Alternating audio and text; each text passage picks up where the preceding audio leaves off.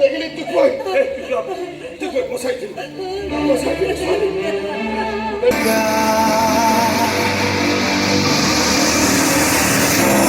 যুদ্ধ খলনায়িকা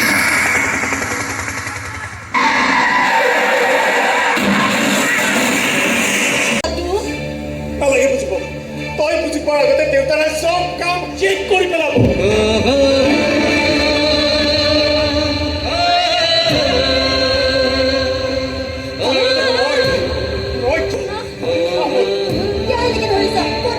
মন্দিৰলৈ যাম আমি দুটা আছো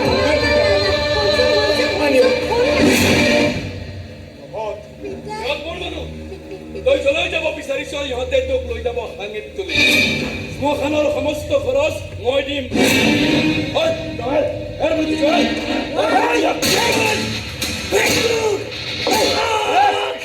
সেইবোৰ আপুনি একো ভাল কাম কৰা নাই নিয়ৰ মোৰ চুৰ কৈ আপুনি তাই কাণৰ কৰি পেলাব নোৱাৰে চব কৰিব পাৰো চব কৰিব পাৰো তোৰ দৰে হাতত তুলি বাহিৰত দলিয়াই দিব পাৰো আৰু ভৰিৰে গছকি মাৰিও পেলাব পাৰো এইটো কৰিব নোৱাৰে আপুনি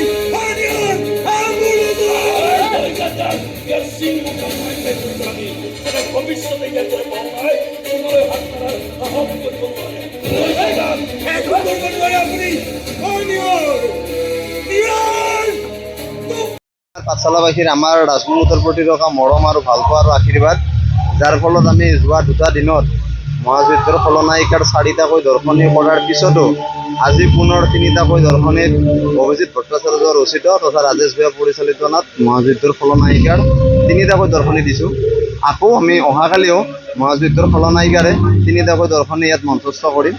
গতিকে আপোনালোক চেনেলৰ যোগেদিয়ে আমি পাঠশালাবাসীৰ ওচৰত অনুৰোধ কৰিছোঁ আপোনালোকে আহক নাটক চাওক আৰু আমাক উৎসাহ দিয়ক। 3টাকৈ দৰ্শনী আজি দিনটোত কৰিব লগা হৈছে হয় কি ক'ব যুৱ প্ৰজন্ম ওলাই আহিছে এইদৰে হয় কি ক'ব হয় ৰাজমুকুট থিয়েটাৰ যুৱ প্ৰজন্মৰ প্ৰতি এটা সুচিন্তা ৰাখি পেলাই আমি প্ৰত্যেক বছৰে আগুৱাই যাওঁ। তো এইবিলত আৰু ব্যতিক্ৰম নহয়।